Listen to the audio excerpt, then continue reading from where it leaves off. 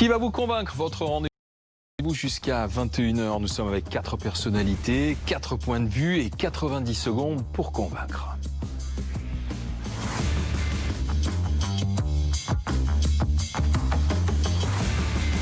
Ce soir sont avec nous Alain Duhamel. Que le président Macron prenne son temps, il est urgent d'attendre avant de décider d'un reconfinement. Rafik Smati, chef d'entreprise, stop à la gabegie, au gaspillage de l'argent public. Et il s'est intéressé à un rapport de la Cour des comptes, notamment sur les primes RATP. Ça l'a interpellé. 311 primes à la RATP. Caroline Dehaas, militante féministe, appelle au réveil des Français anesthésiés par le Covid et le président Macron. Et puis on terminera assis, comme beaucoup de gens, sur un canapé, devant les plateformes de séries. Géraldine Mühlmann, prof en sciences politiques, stop à la critique de ces plateformes. Oui, elles savent faire des séries. Oui, elles savent faire du grand art. Et ça ne nous empêche pas de lire ou d'aller au musée. Voilà, qui va vous convaincre? On va voir ça, c'est parti. Et on commence avec, à tout seigneur, tout honneur, Alain Duhamel. Confiné ou ne pas confiné, telle est la question. Le président attend d'avoir toutes les données politiques et sanitaires en main. Politiquement, c'est vrai que c'est risqué. Du point de vue de la santé, il ne faut pas hésiter. 2 heures de plus, donc nous on le teste maintenant depuis 3 semaines, on observe que ça a un effet, ça a ralenti l'accélération, mais ça ne l'a pas supprimé, donc quelque part ça n'est pas suffisant. Ça n'est pas suffisant, donc il faut faire plus. On en a maintenant cette preuve quelque part, après ces 3 semaines. Faire plus qu'un couvre-feu qui commence à 18 h, clairement c'est un confinement, et plus on commencera tard, plus cette période de confinement sera longue, donc je pense qu'il faut le faire le plus rapidement possible. Le faire le plus rapidement possible. Alain Duhamel nous dit qu'il est urgent d'attendre 90 secondes pour convaincre. Monsieur Duhamel, top chrono. Oui, je crois qu'il faut y aller effectivement lentement. Alors, ça n'est pas forcément la thèse la plus populaire, mais je pense qu'il y a de bonnes raisons à ça. Bon, la première, c'est que tout le monde sait très bien que le confinement, ça n'a rien d'anodin. Que le confinement, ça a des conséquences terribles, que ça a des conséquences psychologiques, qu'on mesure en ce moment dans les hôpitaux psychiatriques, que en particulier chez les jeunes, c'est un problème énorme, qu'ils vivent mal leur vie de cette façon, que pour les personnes âgées, c'est le risque de l'isolement. Ensuite, que sur le plan économique, tout le monde le sait, c'est une catastrophe annoncée, et ça serait la 3e. Et la 3e, c'est difficile. Bon, en plus, on va avoir des éléments d'information décisifs samedi. Samedi, c'est dans 4 jours pratiquement. On en saura plus à ce moment-là sur les dangers du variant britannique. On en saura plus sur l'évolution de la pandémie en France. Donc on peut attendre à ce moment-là. Alors vous me direz... Oui, mais le gouvernement n'est pas très clair dans son explication. Et il y a des changements de pied, etc. Ben oui. Ce gouvernement, il travaille énormément. Ils ne sont pas plus mauvais que les autres intellectuellement. Mais en ce qui concerne la psychologie sociale et la communication, ils sont nuls. Donc il ne faut pas faire semblant de le découvrir à propos de ça. On le sait, ça fait partie de ce qui existe. Et puis de toute façon, on ira au confinement. Et j'espère qu'à ce moment-là, on ira en conservant le système scolaire ouvert et universitaire et les boutiques. Place au débat, urgent d'attendre, pas confier tout de suite. Caroline Dehaas, d'accord? Il y a un truc qui m'a surpris, c'est que vous dites qu'ils sont nuls en communication. Mais c'est pas qu'un problème de communication. Moi, je trouve qu'il y a un enjeu démocratique aussi autour de la crise sanitaire qu'on est en train de vivre. C'est-à-dire que c'est assez impressionnant, voire inquiétant, de voir que c'est une personne qui décide toute seule à l'Élysée dans son bureau. Non, pas toute seule. Si, franchement, globalement. À l'arrivée. Toute seule. Oui, mais à l'arrivée. C'est-à-dire qu'il n'y a pas de cadre démocratique de discussion. Je suis tout à fait d'accord. Je suis tout à fait d'accord avec vous. Il n'y a pas un caucus avec 150 personnes réunies, débattant, et puis on vote et on suit la majorité. Non, on est dans un régime. C'est pas un caucus à 150 personnes, la démocratie. On pourrait imaginer d'autres façons de discuter collectivement la situation. On est dans un régime présidentiel. On l'aime pas. On a tout à fait le droit de ne pas l'aimer. Mais on est dans un régime présidentiel. Qui sera responsable au bout du compte, aux yeux des Français, de la manière dont aura été géré le Covid? Évidemment, ce serait Emmanuel Macron. Donc puisqu'il est responsable, c'est quand même à lui de prendre les décisions. Oui, mais on pourrait quand même se dire que dans une période de crise comme celle qu'on traverse, la question de l'information de la population... Et donc du confinement. Du partage des informations. Donc du confinement. Ça devrait être une décision collégiale ou démocratique, c'est ce que vous dites. Il y a un enjeu démocratique et puis il y a un enjeu, moi je vais appeler managérial. C'est-à-dire que moi je suis chef d'entreprise. Quand on a traversé les périodes de crise intense, là au mois de mars par exemple, c'était tous les jours des points d'info aux salariés. mais tous les jours des points d'info. Mais Parce qu'on les tenait. Et ça, c'est quand même incroyable. Non, mais attendez, ça, vous me dites la même chose que moi, là. Qu'il y a un problème d'information, de Mais circulation. c'est pas qu'une question de communication. Ça, pour moi, c'est vraiment un enjeu démocratique. Non, je n'ai pas dit que c'était uniquement de communication, j'ai dit aussi de psychologie sociale, et vous l'avez parfaitement compris. Alors, Rafik Smati, urgent d'attendre. Un troisième confinement, pour moi, c'est pas une option. Autant j'ai défendu sur ce plateau l'idée d'un couvre-feu avancé, autant un troisième confinement, pour plein de raisons, et notamment économiques et sociales, doit être évité à tout prix, à tout prix. Alors, je n'ai pas évidemment de données médicales et sanitaires, mais ce que je peux vous dire, c'est que d'un point de vue psychologique, et chez nos étudiants, chez les chefs d'entreprise et ceux qui sont fermés, c'est absolument redoutable. Donc, je suis enclin à être d'accord avec Alain Duhamel, et je pense que je vais voter pour sa proposition. J'émets une nuance sur le « il est urgent d'attendre ». Non, mais quand vous êtes... ça peut être une provocation de Oui, forme. j'entends bien. Quand je dis « il est urgent d'attendre », je dis... entre 3 jours et une semaine. Mais je vais vous dire, c'est pas l'éternité. Oui, mais il y a du monde qui arrive à l'hôpital entre-temps. Oui, Quand mais vous il y êtes, par a exemple, des informations qui arrivent encore plus vite. Oui, mais quand Mais vous êtes... les informations ne meurent pas, elles s'éteignent. Les gens, eux, décèdent. Je sais, je suis dans la catégorie ciblée. Oui. Donc, je suis conscient de ce fait, mais j'aime mieux qu'une décision qui est une décision énorme, un troisième confinement. Oui, C'est je une veux décision simplement ajouter énorme, quelque chose, il vaut et mieux c'est- le faire en ayant les informations qu'en ne l'ayant pas. Mais en cela, je suis d'accord Quand c'est le avec- chef d'État qui décide, il vaut mieux qu'il ait les informations. Mais là où je suis d'accord avec Caroline Dehaas, c'est qu'il y a un problème de communication, et les agents économiques ont besoin d'avoir une visibilité. Un entrepreneur a besoin d'avoir une idée de est-ce qu'il sera ouvert la Mais semaine prochaine ou pas, est-ce qu'il peut prendre des rendez-vous Mais commerciaux la semaine je prochaine suis ou pas. d'accord, c'est d'ailleurs ce que j'ai dit. L'incertitude et le problème de communication, c'est une plaie monumentale qui nous envoie dans un mur aujourd'hui. Alors, je est-ce qu'on sais, attend c'est ce que Moi, j'ai ce qui dit. m'intéresse, Alain Duhamel, c'est que dans la dernière partie de votre intervention, vous avez révélé le fond de votre pensée. Vous ne voulez pas seulement qu'on aille lentement vers le confinement, vous ne voulez pas un vrai confinement. Un confinement Et je n'ai pas dit que vous aviez total. tort. Voilà. Vous absolument. souhaitez les écoles ouvertes, vous souhaitez même les universités ouvertes, ce qui serait une première par rapport aux deux précédents. C'est Partiellement ouvert, comme il en est un peu question en ce moment, entre-ouvert. Vous voulez certains commerces Absolument.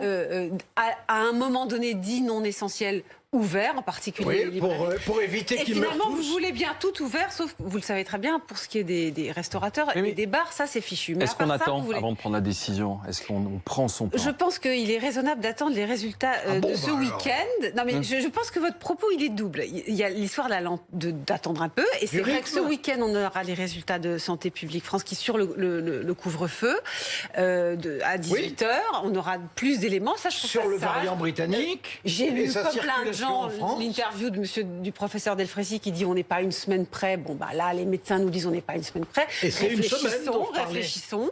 Bah oui. Réfléchissons. Maintenant, le vrai problème qui intellectuellement nous dérange beaucoup, parce que moi je suis d'accord avec vous, j'aime bien les facs à moitié ouvertes et les étudiants et les élèves à l'école. Oui. Mais le problème qui nous dérange intellectuellement, c'est qu'on a l'impression qu'avec ce virus et les variants, à un moment donné, c'est tout ou rien. C'est terrible. C'est-à-dire que si ça devient vraiment hors de contrôle, Mais c'est le comme en confinement Angleterre, qui est tout ou rien aussi. et oui, parce que c'est la seule Eh ben réponse oui. au tout ou rien que le virus, de temps en temps, dans certains pays, a imposé. Ça me gêne ça- comme vous, mais je Mais, crains.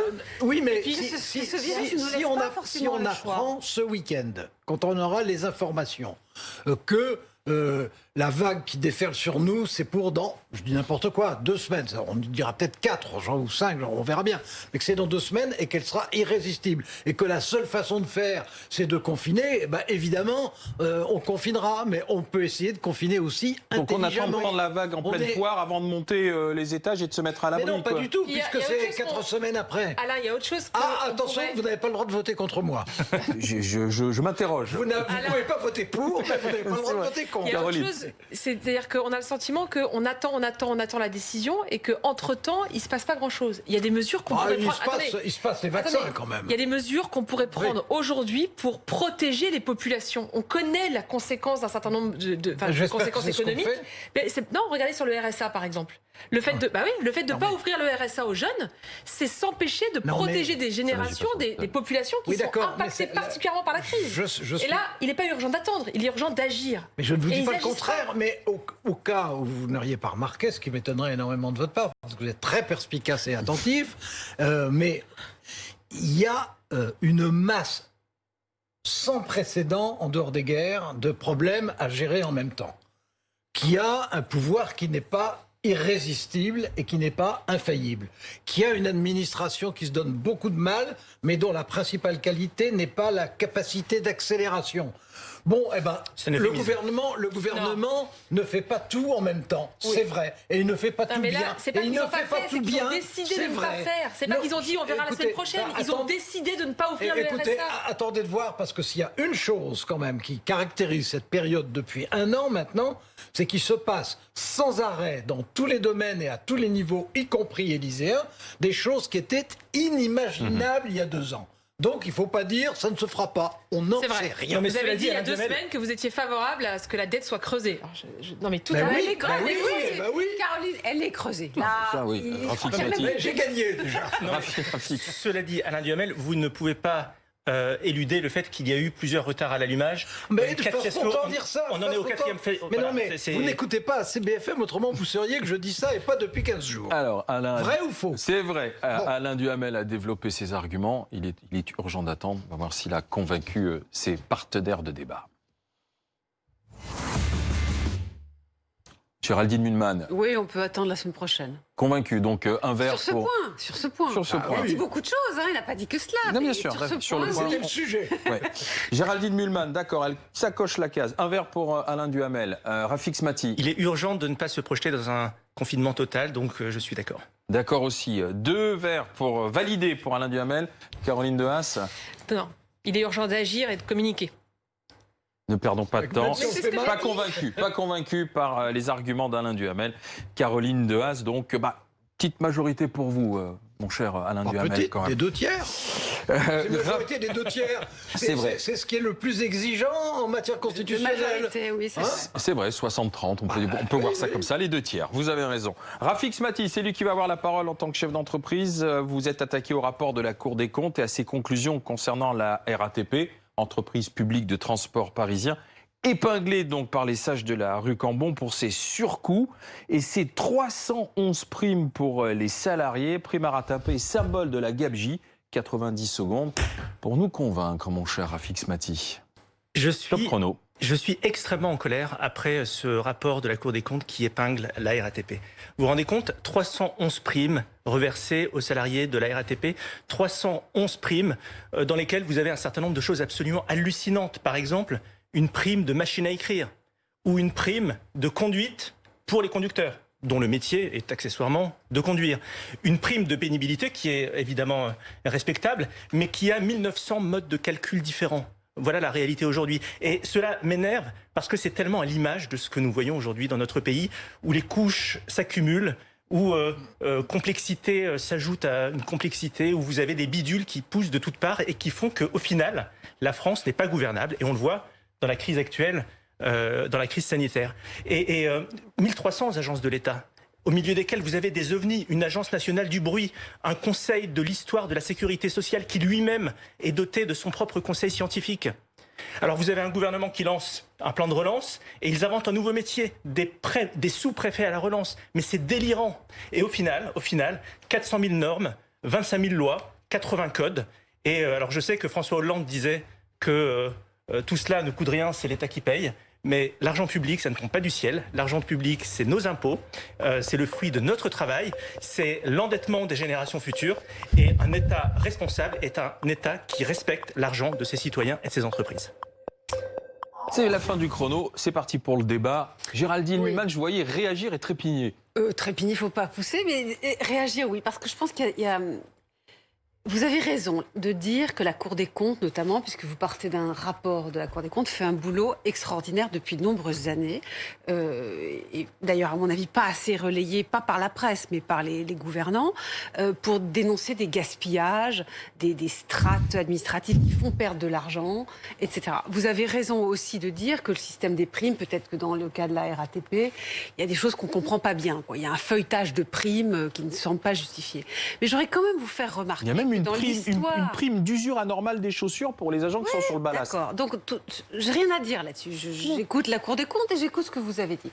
Mais je voudrais juste dire que les primes, par ailleurs, si on sort de cet exemple précis, elles servent aussi dans l'histoire de l'administration à donner un peu plus de salaire. C'est pas du salaire, c'est des primes à des gens qui sont quand même très sous-payés dans certains domaines de l'administration par rapport à leurs équivalents européens. Oui, mais c'est pas le sujet. Mais je vais vous donner 1900 modes de calcul. 1900 modes de calcul, ce n'est pas justifiable. Mais je vous ai donné raison. Donc, il y a juste un point. Regardez ce qui s'est passé avec le Ségur de la santé. Vous savez que les infirmières, quand on regarde tous les pays de l'OCDE, elles sont les moins payées quasiment de l'OCDE. On est au-delà de la 35e place, quoi. Oui, mais c'est à cause de tout ça. Justement. Non, c'est pas à cause de tout ça. C'est un autre sujet. Qu'est-ce qu'on a fait? On leur a donné des primes. On est, Dieu merci, mais par prime. Par prime. Et je crains. C'est dur. Je crains que dans 10 ans, vous venez nous faire un édito pour nous dire, vous avez vu le calcul des primes chez les infirmières, c'est l'enfer, etc. Mais concrètement, ça leur a permis de gagner un peu plus d'argent. Si on a 311, je vous le dis. Caroline Dehaas. Et si c'est ce qui fait qu'elles ne peuvent pas gagner plus, je vous le dirai aussi. Moi, je suis hyper en colère. C'est-à-dire qu'on a des magistrats qui sont payés entre 4 000 et 14 500 euros par mois, donc les magistrats de la Cour des comptes, qui sont venus expliquer « Oh, les agents RATP, ils gagnent une prime de 80 centimes !» Oh bah alors vraiment c'est abusé quoi. Donc les mecs ils sont payés entre 4 000 et plus de 13 000 euros par mois, d'accord, pour venir faire des rapports, pour expliquer que des gens qui gagnent 2, 3, 4, 10 fois moins qu'eux. C'est de la gabegie. Non mais je veux dire, dans quel monde on vit quoi. Donc les primes à la RATP, vous ne pouvez pas critiquer le travail de la Cour des comptes. D'abord, je peux critiquer le travail de la Cour des comptes. Je pense que oui, vous avez le droit de le faire. Mais mais c'est intellectuellement malhonnête de le faire. Non, ce qui est malhonnête, c'est pour des personnes qui gagnent 3, 4, parfois même 10 fois plus que les salariés de la RATP ou que les agents de la RATP, venir pinailler pour une prime de 80 centimes. Mais moi je suis d'accord pour que les agents de la RATP, qu'est-ce que c'est? Oui, mais moi je suis d'accord pour qu'ils gagnent plus. C'est des négociations salariales qui ont essayé de faire augmenter les salaires. La direction refusant d'augmenter les salaires, je suis bien placée pour le savoir, puisque dans mon entreprise, les négociations aussi, elles ont lieu. Qu'est-ce qui se passe? Les salariés demandent une augmentation de salaire. D'accord? Qu'est-ce qui se passe souvent du côté des directions? C'est qu'elles vont proposer plutôt des primes qui sont, résultats, qui ne comptent pas pour la retraite. Écoutez les agents de la RATP qui racontent qu'il y a une bonne partie de leur salaire qui passe en prime et que ça ne cotise pas pour la retraite. Donc au moment où ils arrivent à la retraite, paf, baisse de perte de pouvoir d'achat énorme, et parfois avec même carrément des retraités qui vont être près du seuil de pauvreté. Oui, mais vous avez raison. Franchement, mais c'est indécent. Oui, mais ce que vous définissez, ce qui se passe avec ce rapport de la Cour des comptes. Ce que vous définissez, c'est précisément la conséquence de ce dont je suis en train de parler.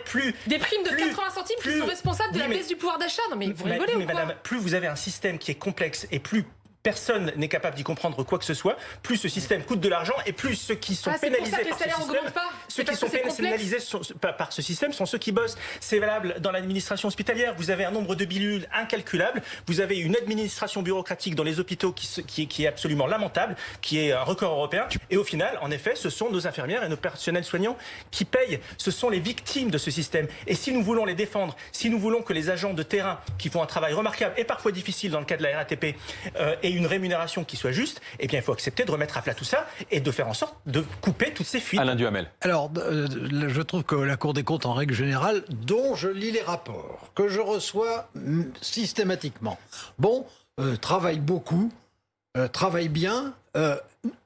Soit dit en passant, il n'y a pas de Cour des comptes pour surveiller le fonctionnement de la Cour des comptes. Non, et la Cour des comptes s'est fait épingler elle-même sur son fonctionnement. Voilà, on a des sources concordantes. Bon, donc, la Cour des comptes qui joue un rôle indispensable, d'une part, a tendance à sortir de son rôle. En l'occurrence, je ne dis pas que c'est ça sur ce rapport, mais dans certains rapports, oui, elle a tendance à sortir de son rôle. Et au lieu de dire ce qui est conforme ou pas conforme, elle dit ce qui est bien ou ce qui est mal, ce qui est autre chose. Je ne tempêterai pas comme Caroline Dehaas qui a perdu son sens proverbial des nuances pour brusquement, j'entendais Clytemnestre. Mais sur le fond, s'il s'agit de dire que une fourmilière de primes, c'est une absurdité. Et s'il s'agit de dire que c'est une dérive très dangereuse en France de remplacer, comme c'est malheureusement très souvent le cas, en particulier dans le service public, les salaires par des primes. Effectivement, le problème numéro 1 des primes, c'est qu'on ne cotise pas de retraite sur les primes. Donc, plus il y a de primes, moins il y a de retraite. Ça, c'est absolument mécanique. Bon, donc ça, c'est quelque chose dont je suis tout à fait conscient et auquel je suis tout à fait opposé. Maintenant, c'est vrai que le système des fourmilières bureaucratiques est une absurdité. Et que s'il y a une chose qui a raté en France avec constance, mais depuis des siècles, c'était déjà vrai sous l'Ancien Régime. S'il y a quelque chose qui a raté, ça a toujours été la simplification des normes. Nous, on est à l'inverse. On a une voracité de normes, et les voracités de normes, ça n'est pas bon ni pour les initiatives, ni pour les originalités, ni pour l'innovation. Et ça, c'est vrai dans tous les domaines. Eh ben moi, je suis pas d'accord. Je pense que les normes, ça protège. Je pense que les normes, y compris dans le code du travail, mais ça dépend lesquelles. Protège. Ça dépend desquelles. Oui, mais ça dépend desquelles. La réalité, c'est que plus vous avez de règles pour fonctionner collectivement, plus vous êtes protégé et plus vous êtes à égalité. Quand il n'y a pas de normes, quand il n'y a pas de règles, c'est le plus fort qui gagne. C'est celui qui a... Vous parlez du code du travail. Je ne crois pas qu'un code du travail de 1,5 kg et de 3500 pages soit le plus protecteur du monde. Soyons sérieux, le code du travail de 1,5 kg, c'est toutes les jurisprudences. Ne vous trompez pas de combat. Nous avons tous envie de défendre la fonction publique, nous avons tous envie de combattre la casse sociale, nous avons tous envie de payer moins d'impôts. C'est un combat qui est partagé. Nous avons tous envie de faire en sorte...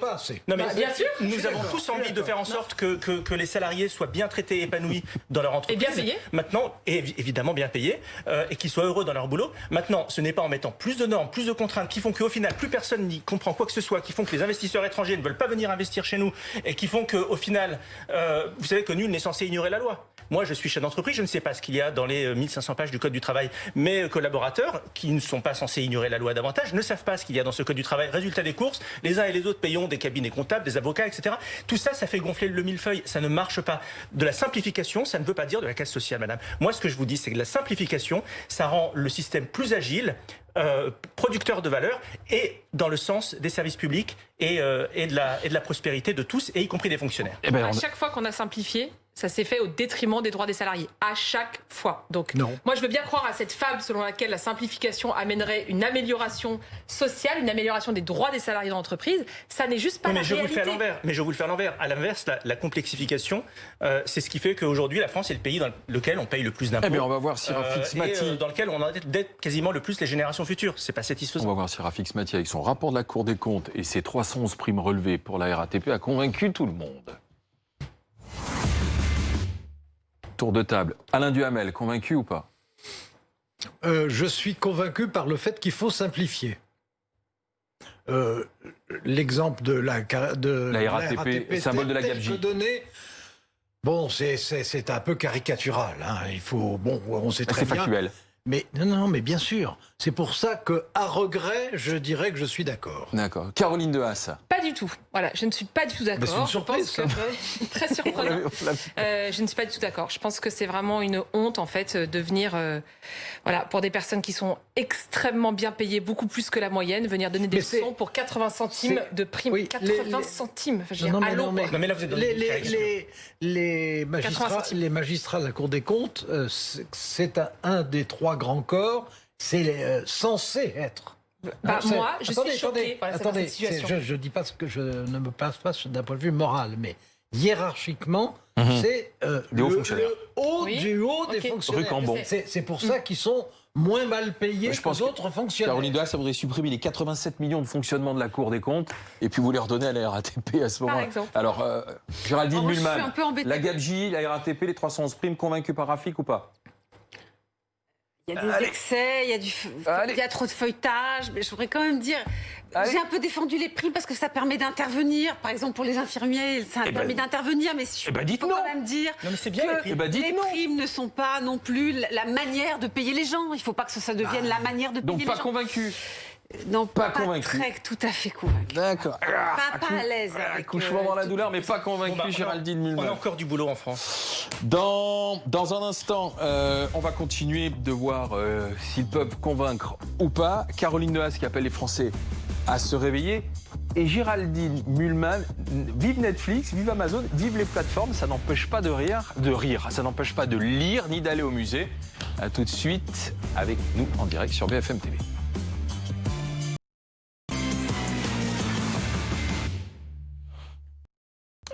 Qui va vous convaincre? C'est tous les soirs de 20h à 21h. C'est en direct. 4 personnalités, 4 prises de position, 4 débats et surtout pour à chaque fois la prise de position de la personnalité, 90 secondes pour convaincre les autres. On va terminer ce 120% News qui va vous convaincre avec Géraldine Mühlmann et Caroline Dehaas.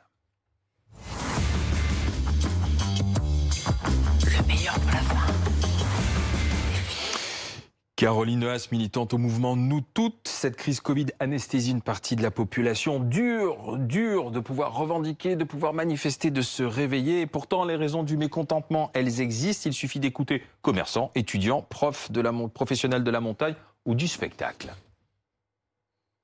Après un an de crise et de bataille, on doit se rendre à l'évidence. On va être obligé de mettre la clé sous la porte. On a réalisé qu'on ne pouvait plus tenir le coup. On demande évidemment la réouverture des salles sous conditions évidemment sanitaires. On n'est pas fou qu'elles fassent ouvrir les salles comme ont pu réouvrir les églises. On est laissé un petit peu pour compte, entre guillemets, et quand on n'est pas dans une situation qui est vraiment critique, on doit gérer soi-même sans forcément être aidé, que ce soit par le Crous, les assistantes sociales. On est partagé entre colère, une grosse peur pour l'avenir, pour notre économie touristique, effectivement, et un petit peu d'incompréhension, puisqu'effectivement, nos socio-professionnels avaient fait des vrais efforts pour envisager une saison dans des règles de protocole sanitaire assez poussées. Français, réveillez-vous. Caroline Haas, 90 secondes pour convaincre. Ouais, c'est particulièrement difficile en ce moment quand on est indigné, quand on est en colère ou quand on n'est pas d'accord avec ce que fait le gouvernement. En fait, ça date pas de la crise sanitaire. C'est-à-dire qu'on a observé sous Hollande, et ça a été continué par Emmanuel Macron, un vrai changement des gouvernements vis-à-vis de tout ce qui représente les mouvements sociaux. C'est-à-dire qu'à chaque fois qu'avant, il y avait des mobilisations, des manifestations, on trouvait un interlocuteur, parfois plusieurs, un syndicat, des syndicats, on discutait, on négociait et on faisait avancer comme ça les discussions et on trouvait des solutions. Depuis François Hollande, en fait, depuis la loi travail, et ça a été complètement appliqué par Emmanuel Macron dans la foulée, on voit les mouvements sociaux, on voit les révoltes, on voit les indignations des Françaises et des Français plutôt comme des menaces, comme des désordres. Donc soit on leur envoie la police, en fait, donc avec une gestion très sécuritaire, en fait, des mouvements sociaux, soit on les ignore complètement. Moi, j'ai fait cette expérience-là. L'année dernière, on a organisé avec nous toutes la plus grande manifestation de l'histoire de France, la plus grande manifestation féministe de l'histoire de France. On était plus de 100 000, selon la police, dans les rues de France. On n'avait jamais vu ça en France. 2 jours après, le Premier ministre de l'époque, donc Édouard Philippe, prend la parole. Il n'a pas un mot ni sur les mobilisations, ni sur l'aspiration de ces milliers de femmes, et notamment de jeunes femmes qui étaient descendues dans la rue, ni sur les revendications. Vous avez eu pareil, le 5 décembre 2019, une des plus grosses manifestations de ces dernières années sur la réforme des retraites. Le gouvernement dit, les Français circulez, il n'y a rien à voir. Et donc c'est difficile de s'indigner, c'est difficile. Moi, je ne pense pas que les Français soient endormis. Je pense que c'est au gouvernement, en fait, de se réveiller et de répondre enfin aux aspirations des mouvements sociaux. 90 secondes pour place au débat, Rafik Smati. J'aurais peut-être pu être d'accord avec Caroline Haas il y a un an. Aujourd'hui, on est quand même dans un contexte particulier. Vous voulez qu'une partie des Français aillent dans la rue. Je ne suis pas sûr que ce soit le meilleur moment, très honnêtement. Et je vais vous dire, Madame Haas, il y a effectivement 1001 raisons de s'indigner aujourd'hui, vraiment. Il y a dans un petit peu plus d'un an une élection présidentielle et des élections législatives. Vous aurez la possibilité de vous indigner démocratiquement. Alors je comprends que vous êtes une femme symboliquement du 14 juillet. Moi je suis plus du 18 Brumaire. Je veux des réformes, je veux que les choses se fassent. Je ne veux pas que des manifestants fassent en sorte que des quartiers entiers de la capitale soient bloqués, que les commerçants qui aujourd'hui ont un pied à terre, ont un genou à terre, ne puissent pas bosser. Il faut vraiment qu'on sorte de cette séquence qui a été extrêmement difficile. On a vraiment besoin de concorde. Posons-nous les bonnes questions, bossons, mais vraiment bossons. Et puis, il y aura un verdict dans 1 an et demi et chacun prendra la décision qu'il jugera devoir prendre. 15 mois. C'est bizarre quand même de penser la révolte et l'indignation uniquement par les manifestations. Je vous prends un exemple. Il y a près de 100 000 personnes, il faut qu'il y ait 100 000 personnes pour que le Sénat s'en préoccupe, il y a près de 100 000 personnes qui ont signé une pétition pour demander à ce que l'allocation adulte handicapé soit individualisée. Je vous explique en 2 secondes. L'allocation adulte handicapé, aujourd'hui, elle est calculée en fonction des revenus du conjoint. Donc si vous êtes une femme en situation de handicap et que votre conjoint gagne de l'argent, plus que vous, et ben votre allocation adulte handicapé, elle baisse. Le jour où vous voulez vous séparer, le temps de refaire les dossiers, etc., vous avez plusieurs mois sans revenus suffisants. Et ça, c'est une aberration. Il y a des dizaines de milliers de personnes. Il faut qu'on soit 100 000 sur cette pétition pour que le Sénat s'en préoccupe. Ça prend pas longtemps à faire ça. C'est pas très compliqué. C'est une aspiration sociale qui me semble légitime, qui me semble pas complètement ubuesque. Il n'y a pas besoin d'attendre 15 mois pour prendre cette décision. Ah oui, mais là, on n'est pas dans de l'indignation. On est dans de la démocratie. On utilise les outils qui sont offerts par notre démocratie. C'est indigne de ne pas accéder à cette demande. Et on a le sentiment que le gouvernement, quand les demandes viennent du mouvement social, en fait, il ne les entend pas. Alain Duhamel. Il y a une France rêvée et il y a une France réelle. vous avez un peu tendance, à mon avis, à partir de ce que vous venez de dire, évidemment, de passer sans arrêt la frontière. Quand vous dites Macron et avant lui Hollande refusaient le dialogue avec l'organisation syndicale, ça n'est pas faux. Donc je ne dis pas le contraire, c'est arrivé, mais vous oubliez quand même de parler d'une des dimensions du problème, qui est que les syndicats n'ont cessé de perdre des effectifs et de la considération auprès des salariés. Donc si le dialogue se passe mal, les responsabilités sont partagées. Et vous n'en voyez qu'un côté, celui qui vous intéresse. Bon, par ailleurs, vous dites... Juste, Emmanuel Macron aussi, il a perdu du soutien du côté des citoyens et des citoyennes. Je ne vous dis pas le contraire. Enfin, je crois pas. C'est pas comme s'il y avait eu une crise Covid, un confinement aussi en ce moment. Je ne crois pas l'avoir dit. Non, je dis juste que la perte d'effectifs, elle s'est passée des deux côtés. Là, on est dans une situation quand même inédite pour se révolter, revendiquer, manifester et autres. Oui, mais les problèmes sociaux, ils ne se sont pas arrêtés avec la crise sanitaire. J'essaie de dire une deuxième chose. Je pense qu'on est dans une période, là, personne ne dira le contraire, exceptionnellement difficile et exceptionnellement nouvelle. Ce qui implique donc, évidemment, des adaptations sans précédent depuis les guerres. Bon, dans ces conditions-là, je pense qu'on a beaucoup plus besoin d'union et de solidarité que de division et de défilés. D'ailleurs, aujourd'hui, il y a des profs qui défilent aujourd'hui. D'ailleurs, les défilés, oui, je sais bien, ils sont passés sous mes fenêtres, j'ai donc bien regardé. C'était peut-être un peu décalé comme manif aujourd'hui. C'était pas... Non, c'était... On avait l'impression que ça reproduisait ce qu'on a connu très longtemps, très souvent. La seule chose, c'est que les effectifs ont... écoutez, c'est passé sous mes fenêtres, j'ai quand même bien vu. C'était fort. Maintenant, le système de sonorisation a beaucoup progressé. Quand on y est moins, on fait plus de bruit, en fait. Mais bon. Mais c'est quand même étrange de se dire que parce qu'on est dans une crise sanitaire, on devrait mettre sous... Vous voyez, et justement, la crise sanitaire, par ailleurs, elle fait émerger d'autres demandes. Non, mais je ne dis pas le contraire. Ce que je dis, c'est que quand on est dans une période aussi difficile que celle-là, je pense que le premier réflexe, à condition qu'il soit partagé, évidemment, ça ne doit pas être unilatéral, Géraldine Mühlmann doit être d'abord de solidarité et d'union. Mais il faut que ce soit de tous les côtés, évidemment. Géraldine Mühlmann. Mais c'est ce qui se passe en ce qui concerne l'aide aux Français. Caroline Dehaas a raison. Je le résumerai, très mauvais temps pour la politique.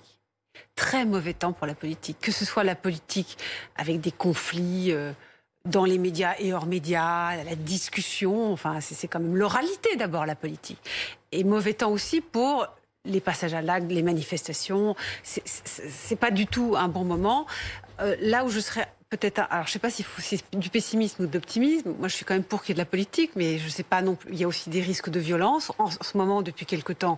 Et donc, voilà, on peut aussi être soucieux, mais je pense que ça va revenir, et que ça va revenir très fort. Et qu'après cette crise, on se rendra compte qu'on a des infirmières sous-payées, des profs, tout le monde est très content d'avoir ses enfants à l'école, n'est-ce pas? Nous l'avons dit, nous sommes tous ravis. Enfin, il faudra peut-être un jour qu'on réfléchisse à la manière dont on paye nos enseignants aussi. Mais il n'y a pas que la question de l'argent. Il y a la question du traitement de nos grands services publics. Là, on les soutient, mais je pense qu'après ce qui s'est passé, on va peut-être changer un certain nombre de choses dans la manière de réfléchir. Alors, nous, on les soutient. Je ne sais pas si les profs se sentent bien sentis par leur ministre, bien soutenus par leur ministre de l'Éducation nationale. Mais je crois que c'est juste pas le moment. Pas les slogans comme l'a dit Alain au début de l'après-midi. C'est pas le moment en ce moment. C'est inaudible, c'est dommage. Il n'y a pas que les questions d'argent. Le temps n'est pas à la manifestation ni à la revendication. D'autant que l'État est là quand même pour aider et soutenir. Cette période va se terminer et il y aura beaucoup de politique après. Je ne vois pas comment il pourrait ne pas y avoir beaucoup de politique. On va pas mettre en pause la politique. Regardez, je vous prends un autre exemple. Le premier confinement, dès le début du premier confinement, les associations féministes ont tout de suite repéré qu'il allait y avoir une augmentation des violences au sein du couple. On a fait monter les revendications. On n'est pas descendu dans la rue, on était confinés. Mais on a fait des mobilisations en ligne, on a interpellé le gouvernement, on a fait des pétitions. Et en fait, ça a permis de faire monter le sujet et de forcer le gouvernement à agir un petit peu. D'accord ? Insuffisamment, à mon goût. C'est-à-dire qu'il n'a pas suffisamment mis les moyens sur la table pour protéger les femmes. Mais si les associations féministes n'avaient pas été là pour revendiquer, mais ce sujet, il serait passé complètement à la fin. Mais je vais vous donner un autre exemple. Donc c'est pas à peine on termine. La mobilisation, elle n'est pas que dans la rue. À peine le premier confinement se termine. Moi, j'étais là. Quand on est confiné, on ne va pas manifester dans la rue. Ça, c'est sûr. Non, parce qu'on a droit à 1 heure par jour. Ouais, on peut faire des manifs 1 heure par jour autour du parc. Avec masque. Le confinement, le premier confinement venait juste de se terminer. J'étais sur ce plateau et nous avons tous été surpris. Il y a eu la grande manif à propos des violences policières lancée en faveur par le comité Adama Traoré avec des milliers de gens et tout le monde était scotché. On était en train de parler de la fin du confinement, du déconfinement. Et il y a eu un énorme mouvement social. On en pense qu'on veut, mais j'essaie juste de noter que ça surprend. La politique, ça a toujours surpris. Et vous voyez qu'il y a eu la politique tout de suite dès que c'est sorti. Mais il y en a eu pendant. Ne pensons pas qu'on arrête la politique pendant le confinement. Les étudiants qui se mobilisent là pendant le droit, c'est de la politique. Les profs qui descendent dans la rue parce qu'ils sont franchement méprisés dans la période. Les profs sont méprisés dans la période. Bien sûr, pas par la société, par leur ministre. Tout le monde ne rêve qu'une chose, c'est qu'ils puissent continuer à enseigner en ce moment. Mais on leur donne pas les moyens. Arrêtez, c'est pas vrai. On leur donne pas les moyens aujourd'hui. Ils ont des informations contradictoires tous les. Écoutez, en ce moment, en termes d'information, là. Bon, alors, écoutez. Citez-moi un pays qui a fait plus pour ses concitoyens que nous pendant cette période. J'attends. Mais pourquoi est-ce qu'il faudrait se comparer aux autres? Moi, je veux toujours mieux. Ça, c'est facile. Comme ça vous arrange. Mais non, on ne se compare pas. Pourquoi est-ce qu'on ne voudrait pas le meilleur pour la France? Pourquoi est-ce qu'il faudrait, parce que c'est la cata ailleurs, que ce soit la cata? Mais on a la moins, je ne vous dis pas la meilleure, parce que la meilleure, ça n'existe pas. Notamment dans ce genre de crise. Mais on a la moins mauvaise réponse. C'est la France qui soutient le plus ses citoyens. On va voir.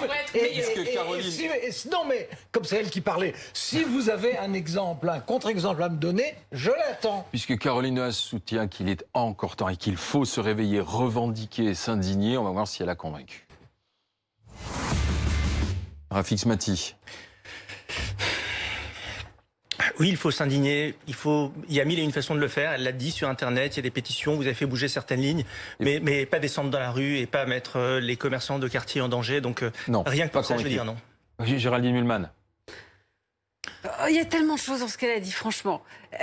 J'ai entendu une chose qui m'a plu. Les autres, je suis pas toujours d'accord, qui est qu'il y a un gel de la politique. Et j'ai ajouté, c'est pas pour longtemps. Donc je pense qu'il y a un foyer d'accord sur ce sujet. Alors, donc je suis convaincu par ce bout-là de toutes les choses qu'elle a dit. Convaincu, plutôt convaincu. Alain Duhamel. Non, je ne veux pas dire que je suis convaincu. Je vais dire que je comprends certains de ses arguments, que je suis évidemment d'accord avec l'idée que tout ce qui est expression dans la société ne doit pas disparaître parce qu'on a le Covid, évidemment. Et je suis d'accord avec Géraldine, je pense que de toute façon, c'est une phase, et que cette phase, dans un an, elle nous paraîtra appartenir à un autre monde. Bon, mais l'idée de dire qu'en ce moment, ça faciliterait les choses si on se divisait, alors là, non. Pas convaincu, 2 tiers. Pas convaincu, ma chère Caroline Dehaas. Pour terminer, Géraldine Mühlmann, et ce qui s'est passé aujourd'hui sur les réseaux sociaux. Il a suffi d'un tweet pour provoquer une discussion, et pas n'importe lequel. C'est notre ami Guillaume Durand qui s'est quasiment mis à dos, qui a interpellé Netflix. Nous sommes en pleine lupinade, dit-il. The Crown, Casa de Papel. Plus les gens m'abreuvent de leur addiction admirative aux séries, plus je leur conseille de lire Hamlet ou de s'intéresser à Manet. Comment peut-on utiliser son seul temps libre à ingurgiter le bureau des légendes, la fainéantise devant les séries? On s'assoit sur le canapé et on s'abreuve. Et Netflix a répondu, et ce tweet, c'était des milliers et des milliers de réponses. Regardez ce que dit Netflix France. Hashtag en train de lire Hamlet. Juste dessous leur nom, le compte officiel. Donc c'était une réponse à Guillaume Durand. Ma chère Géraldine Mühlmann, 90 secondes pour convaincre que Netflix, les plateformes, c'est bien et que c'est devenu de l'art et du grand art. Les plateformes, je ne sais pas, en tout cas, ce que j'y vois, il y a des choses magnifiques. Alors, il y a des choses nulles. Hein. Il y a des séries pourries. Il y a des séries qui ne cassent pas 3 pattes à un canard, mais qui sont plaisantes. Mais là où je suis surprise, c'est que Guillaume Durand est un être très cultivé, très curieux, qui sort des sentiers battus. Et je ne comprends pas qu'il n'ait pas, que ça lui ait échappé, qu'il y ait eu une vraie révolution du cinéma dans certaines séries. Il y a certaines séries qui sont vraiment du grand art.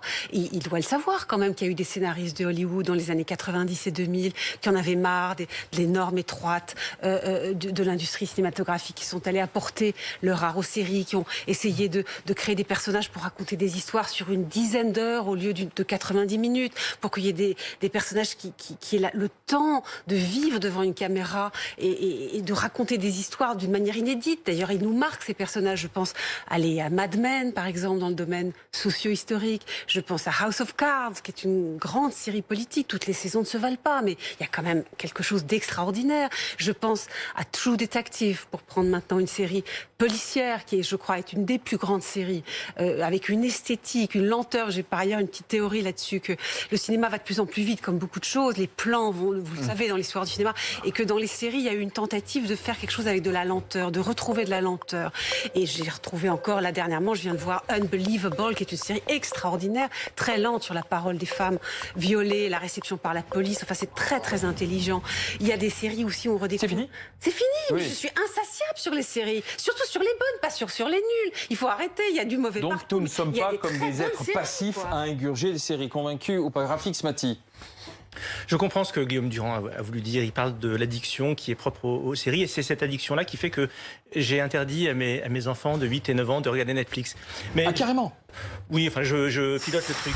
Mais je vais vous dire... Bah, c'est normal, 8-9 ans, vous pilotiez. Non, mais, y a rien mais quand moi, même je suis un partisan défenseur de la liberté et je suis évidemment d'accord avec ce que vient de dire Géraldine.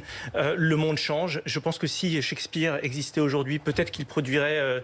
peut-être qu'il se produirait... Il écrirait des scénarios. Peut-être qu'il écrirait des scénarios pour Netflix. Il faut accepter l'idée qu'on est en train de changer de monde et qu'il ne faut pas forcément vouloir à tout prix rester ancré dans le passé, même si j'encouragerais toujours, y compris quand ils auront 20 ans et 30 ans, mes enfants à lire du Shakespeare. Mais ça sera leur liberté.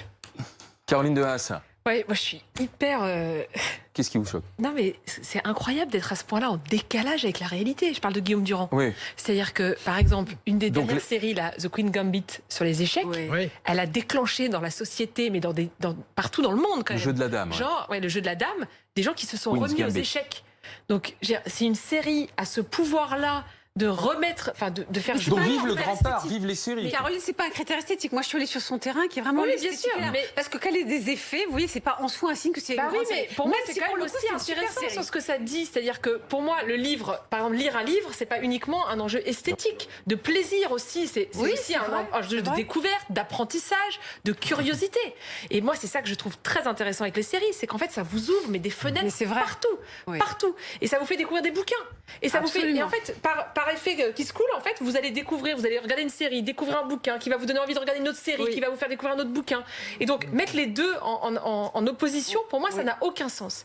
Et puis, par ailleurs, je trouve que Guillaume Durand, ici, de La Casa des Papel, moi, bon, j'ai adoré cette série. Ah, hein, bah bon. tiens. Mais il y a un autre truc, c'est qu'elle a fait connaître en France, et alors là, je repars de mon combat, mais un outil hyper important de protection des femmes, qui est l'ordonnance de protection. Je ne sais pas si vous vous rappelez, dans Oui, cette oui. série, l'héroïne, qui est quand même flic, elle est policière, elle est sous ordonnance de protection. C'est un outil en Espagne qui est généralisé pour protéger les femmes victimes de violences conjugales et qu'on n'utilise pas du tout en France.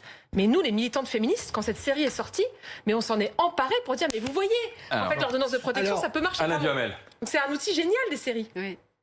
Alors, je comprends très bien le goût de Guillaume pour Manet, par exemple, goût que je partage totalement. Je comprends très bien qu'il ait envie de relire Shakespeare. Je ne sais pas s'il l'a fait si souvent que ça, mais en tout cas, moi, je l'ai fait plusieurs fois avec Gourmandise. sidération. Parce que je ne connais aucun auteur dramatique qui trouve des formules aussi ahurissantes et prodigieuses et poétiques et violentes et incroyablement modernes pour son époque. Enfin, prémonitoire. C'est bon. Donc je comprends très bien tout son attachement à ça et je le partage. Bon, je sais aussi que Guillaume, qui a beaucoup de talent, ne déteste pas être à contre-courant, se distinguer et qu'il y a du dandysme chez lui aussi, bien sûr.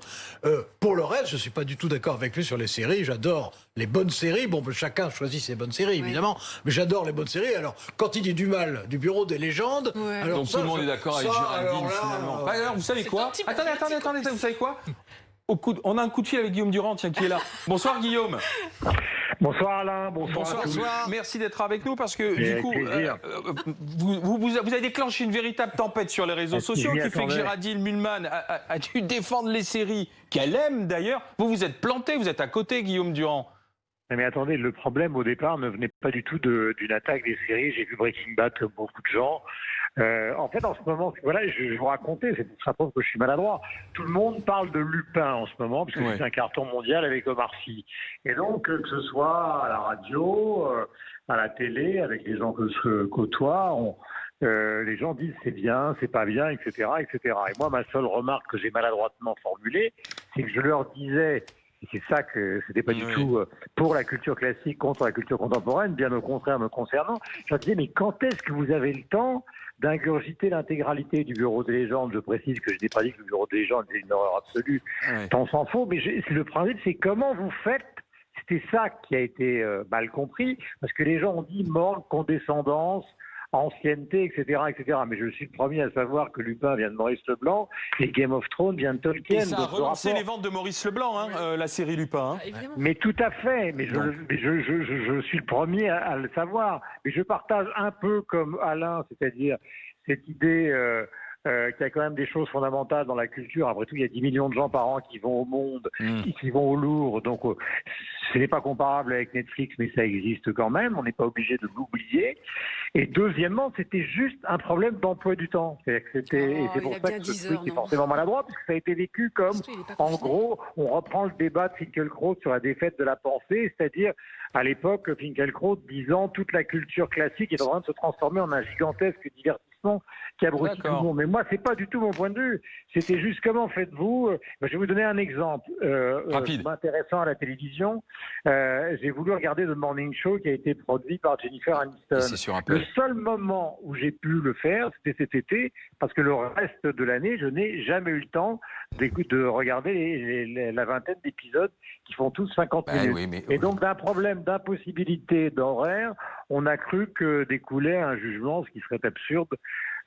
Surtout de ma part. D'accord. Voilà. En tout cas, il a transformé un problème matériel personnel en quelque chose de presque poétique. Merci Guillaume d'avoir pris quelques secondes avec nous. Peut-être qu'on vous retrouvera un jour dans Qui va vous convaincre, mon cher Guillaume.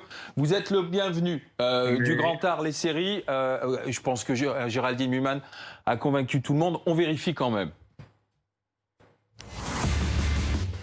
Caroline Dehaas? Oui, totalement convaincue. Et quelle série vous kiffez en ce moment, comme on dit Une de mes séries préférées de tout temps, c'est The Americans, sur des agents soviétiques qui viennent espionner les États-Unis. C'est absolument incroyable.